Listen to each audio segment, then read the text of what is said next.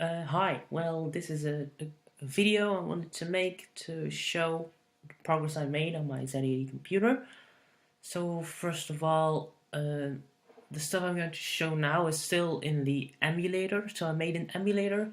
So, first, I ordered a PCB from Easy EDA, so because they're really cheap, and I got them in the mail, and it kind of works, but not really. So I think the serial chip, so the USART or the UART USART, I use it asynchronous. So the UART chip, I think, is bad, so it doesn't work very well. I checked the frequency of my clock divider, so it divides 4 megahertz into a frequency that's usable for the thing, and it boots and it prints some text to the screen, and if you press keys very fast after it boots, then it returns it to the screen, but then it just stops. So I think it's bad, but I did order a new one, a different one from China. Well, it's cheap, but I still have to wait for that to come in the mail. So until it arrives in the mail, I can't really test my code on my real computer. So I wrote an emulator to test what I've written already, which is this thing. It's a C++. It's based on my old Game Boy. So I had a Game Boy emulator written. Game Boy uses a CPU that's similar to an Intel 8080 and a Z80, so it's like a hybrid thing monstrosity, but it was close enough to the CPU was close enough to the Z80, so the standard Z80, to take the Game Boy code out of it and replace it with the actual Z80 code. So for instance, if we check here, there's probably some leftover Game Boy stuff, Game Boy sound. It doesn't have sound on my computer yet, though. Yet. Maybe in the future it will have sound. I have a thing here. The SN76489 is actually a sound generator. So if I can get that working, that would be nice. But that's not the point. Now, this video is to show the emulator and the code I've made to run on the emulator and, of course, in the future on the real thing. And so this is the Game Boy emulator now. And, well, yeah, of course, can just show what it does. So I can run it, and immediately if you run it, you see like a screen. So I have here the serial output, and here a screen. But the cool thing is that it's actually a screen generated by a graphics chip, an emulated graphics chip. So the chip I'm using here is this one. I use the documentation so it's a programmer's manual or something of the VDP, so the Texas Instruments video display processor. It's a TMS 9118, I believe. This one is TMS 9118. VDP can generate a 60 hertz composite signal, so that's good. And so this is emulated by this thing. And well, yeah, the next thing is what can it do? Well, I have a help function here to show all the commands, and so it can still peek and poke. So peek, of course, is like memory, so it can peek memory, or I can peek like this, like a row, or we peek and show like 5 rows, whatever. We can so for instance peek to 9,000, then we see there's nothing there. We will poke 9,000, for instance poke dead beef. Also always an obvious thing to see. So we peak 9,000 again, and we show the first row and it shows dead beef. Okay, from the commands it's also clear, which is not in there, so I have to add that in the future. Just a small thing. Next thing is out, which can write to, of course, the I/O port. Write a byte to the I/O port. For instance, you can write to the VDP, or the only two I/O devices currently connected are the serial chip and the graphics chip. The serial chip, well, you can write some data to the serial chip and it would print it in a console, I suppose. But cooler is that we can actually write color to the VDP. So, for instance, now those two colors, foreground and background, so white is foreground and the blue color is the background, you can change that by writing to the VDP at certain addresses. If you check here, this one, talking to the VDP. So you can write a byte and then register. For instance, if we want to write 00 to register 7, which is the color register, this is a great example, so it's really useful. Then we just write 00 and then we write 87, the second byte. So, for instance, out and port is 0D, so it's this one, so it's 0D and 0C. Go to the VDP, out to 0D, and then we write, for instance, not 00, of course, that'd be just black, but for instance, we have 6, 8. I don't know what 6, 8 is, it's two colors. And then we out to 0D, 87. And we changed. Great. If we want to reset, of course, because I don't know what the original color is, probably like, I don't know, so you can just run 000 to just reset it. So that's good. Now we reset the thing. So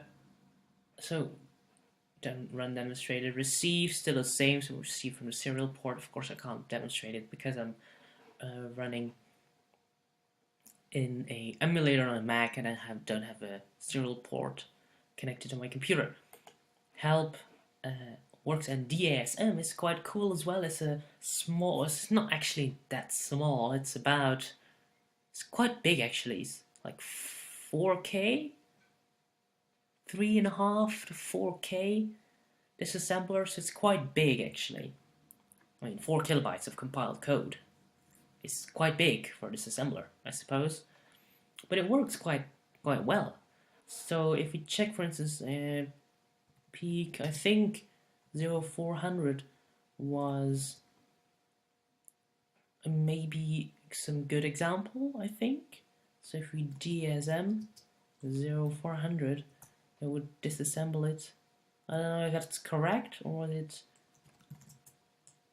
DSM 600? Yeah, DSM 600. So, which is, this one is the code to output the stack pointer to the screen. So load a thing, so load some string. 618 is a string.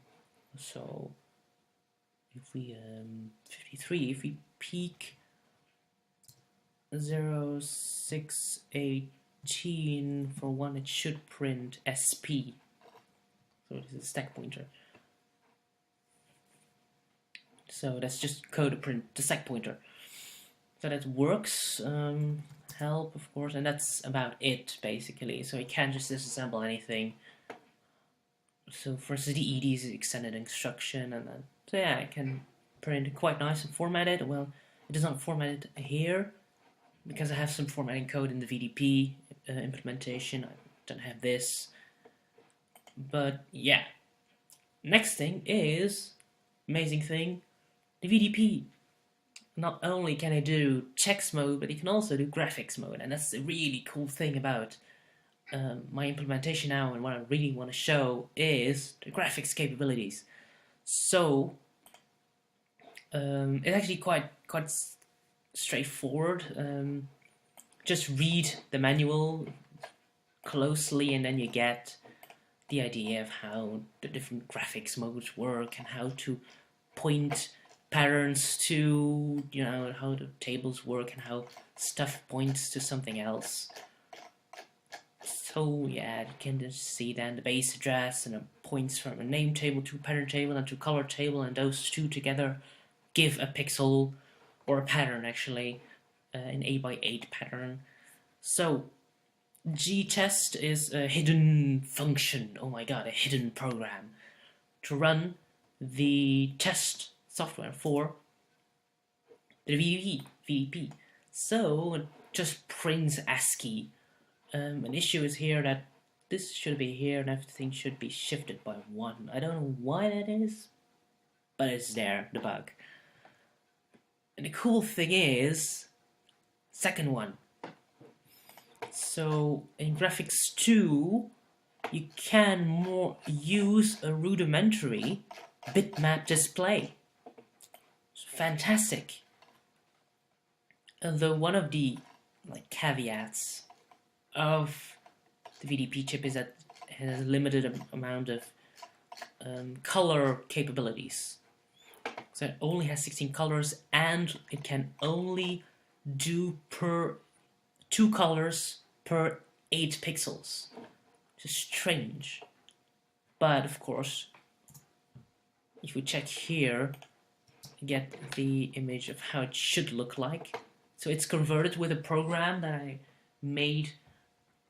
The program has some bugs, so most of the bugs can actually be resolved by just improving the program code that converts a image to binary data that the VDP can understand. But yeah, so it works quite well actually. And the cool thing is also that we can make it go slower, so then we can really see how the VDP works. So if we put it at 20, it's less than a tenth of the original speed.